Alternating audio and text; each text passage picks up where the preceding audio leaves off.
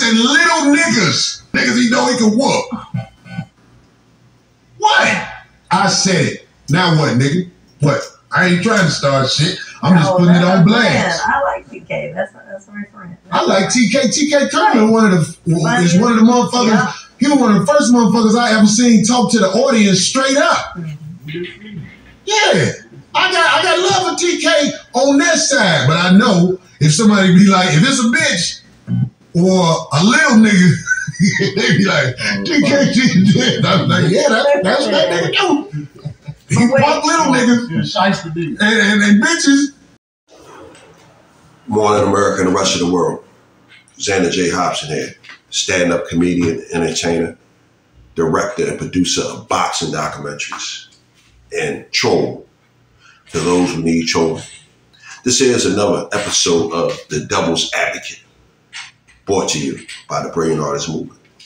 I'm trying to go to platforms, so please subscribe, like this video, share it, and by all means leave a comment in the comment section because I enjoy checking out the feedback from these videos that I make, as well as exchanging opinions and points of views with you all. I cannot stress enough, I'm trying to grow my channel. So for that reason, I need you to like, share, and subscribe this video. Yeah, I quit the Live Nation tour.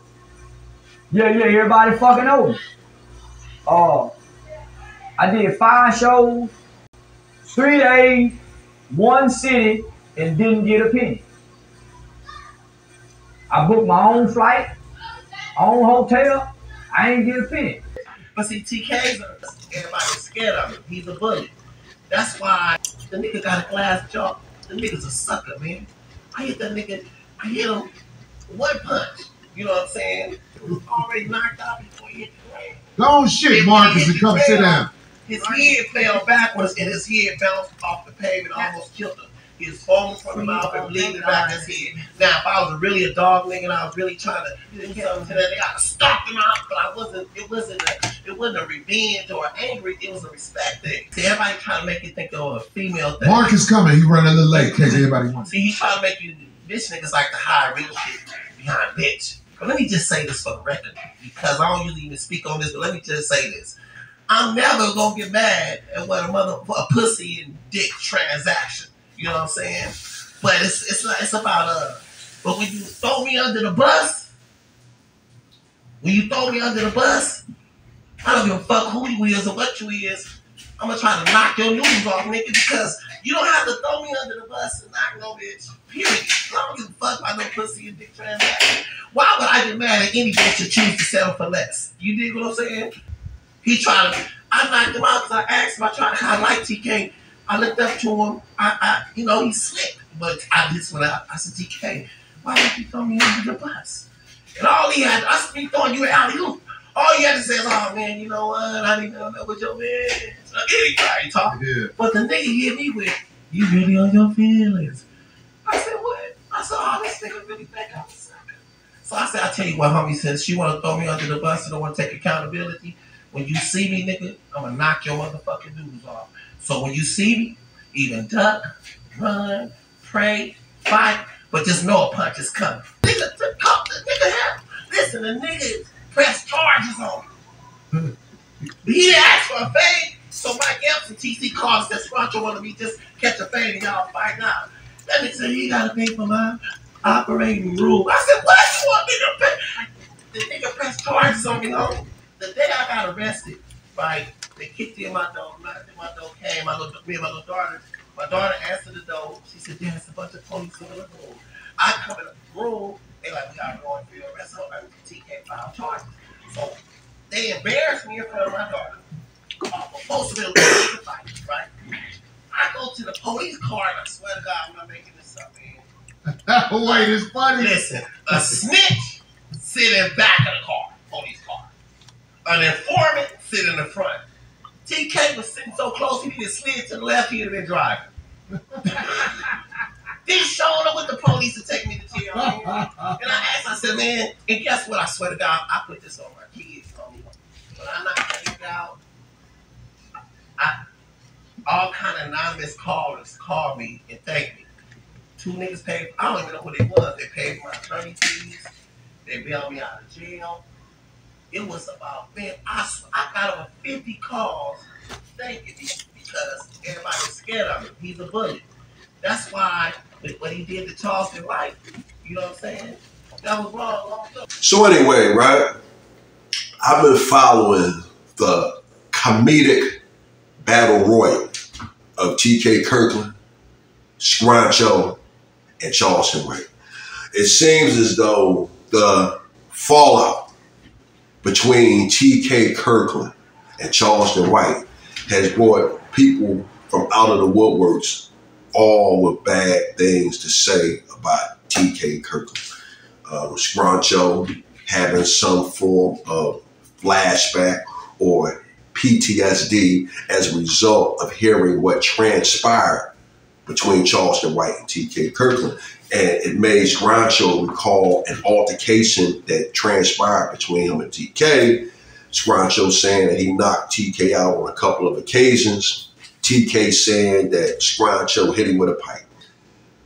And Charleston White on the sideline having his say in regards to what transpired between he and TK.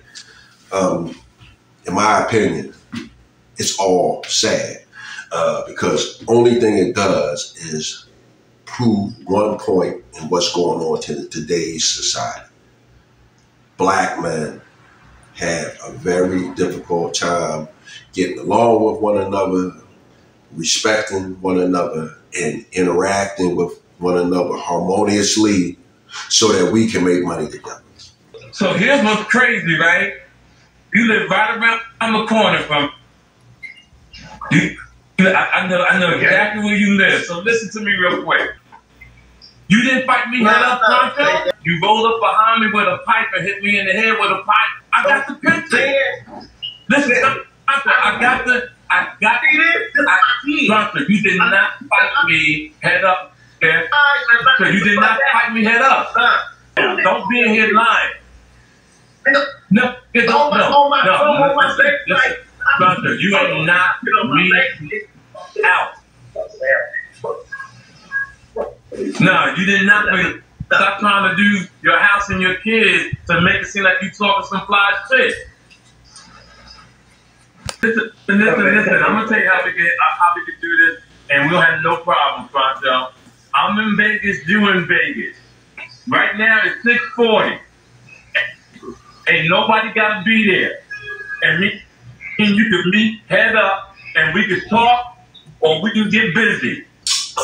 It makes me wonder if this was men of any other race, would it be playing itself out on the internet? Now, one thing that I know since getting into the internet, people love drama. And I'm actually hoping that all of this that we're seeing play out before us is some kind of back alley deal where these guys are on here behaving dramatically, but in all actuality, when the cameras go off, they're actually smoking and joking together and cashing in on all of this hoopla and mayhem that we're all talking about. I don't know. But I will say this. When it comes to the subject of TK and Scruncho, if this is indeed all true and the emotions are truly inflamed like they appear to be, it boils down to respect. I'm not saying who's right or wrong in this exchange between Scruncho and TK, but at the end of the day, it all boils down to respect. And it's easy for someone to say you are becoming emotional over a woman. Well, although I'm not a religious person, the Bible says, thou shalt not covet thy neighbor's wife. Or in this case, your neighbor's bitch. The quickest and the easiest way to get in trouble with another man, if you bother his bitch, or if you bother any of the women under his umbrella. The women under his umbrella being his mother, his wife, his sisters, his daughters, his granddaughters, his nieces. So that's where I'm at on that one. I hope that TK and Scruncho can get on the other side of what they have going on. But more importantly, it would be great if TK and Scruncho were just acting this thing out just to cash in on it in the long run. Right now it's 6:40. Ain't nobody got to be there. And me and you can meet head up and we can talk or we can get busy. I don't know. In regards to what transpired between TK and Charleston White, in my own humble opinion, the whole thing boils down to a big miscommunication. When I hear TK Kirkland and Charleston White discussing what transpired between the two of them, in my opinion, I think the two should have drawn up a contract. I listened to TK talking about how when he first got started doing comedy, you got the features get $50 and somebody else get $250 and so forth and so forth and so forth. TK saying, if you don't understand comedy, there's no need for him to even talk to you because he has no win. Well, that may be so, and I can respect where TK is coming from. There should have been an understanding of what the pay scale was going to be, because Charleston White was pretty much writing his own meal ticket. He was making maybe like about $10,000 a show, according to him. So you can't expect Charleston White to want $50 or $250 or even $750 if he was making $10,000 a show. Now, I know at some point during that conversation, Charleston White said something to the effect of, it's not about money. He is looking forward to learning at the knee of TK Kirkland. But it all boils down to the almighty dollar. And even though Charleston White was excited about working with TK Kirkland picked me for his Live Nations comedy show, right? So 56 cities, 4 countries. Damn. Come on now, that's different. That's different type of flex now. You got a passport, and TK was excited about working with Charleston White.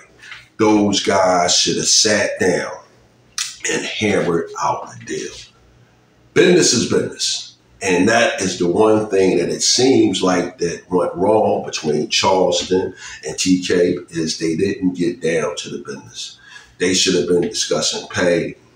They should have been discussing if Charleston could or if he couldn't sell merchandise at the show. They should have been discussing how long Charleston White was going to perform. If they would have had all of that written down on paper, there would have been no problem, because as soon as things didn't look right, both parties could have pulled out the contract and pointed out, hey, listen, this is what we agreed to. They should have also discussed when we were going to get paid, how long it was going to take to get paid, and so forth and so forth and so forth.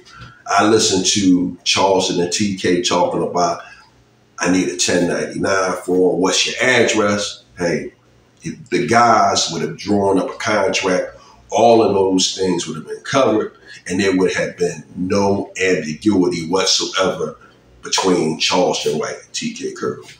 So this is what I was thinking about. You know, I'm trying to follow this manner while building my platform and getting myself out here. Xander J. Hobson, stand-up comedian and entertainer, director and producer of boxing documentaries, and troll to those who need trolling. But I wasn't always that. Once upon a time, I was Technical Sergeant Joel A. Hobson, United States Air Force aircrew member on C-5 aircraft. And when I wasn't doing that, I was operating my own cleaning and janitorial business, as well as doing property management with my properties around Philadelphia. So I know a thing or two about business. But one thing that I do know more than anything, I know this. We as Black people, and in this case, Black men, we need to start being more respectful to one another when we interact with one another. Because at the end of the day, this whole thing that's transpiring between Scruncho and TK and Charles and White, it all boils down to the fact that as a habit, we as black people do not interact with one another in a peaceful and a harmonious manner. And as a result of that, we always got some nigga shit going on. And now it's being acted out on the internet in front of the entire world. And what we really need to do as black men and black women of a certain age, we need to set a good example for the people who are watching us. But more importantly, we need to set a good example for these young African-American sisters and brothers, as well as these other young blacks around the world who are watching us on this internet. So with that said, folks, I'm done with it.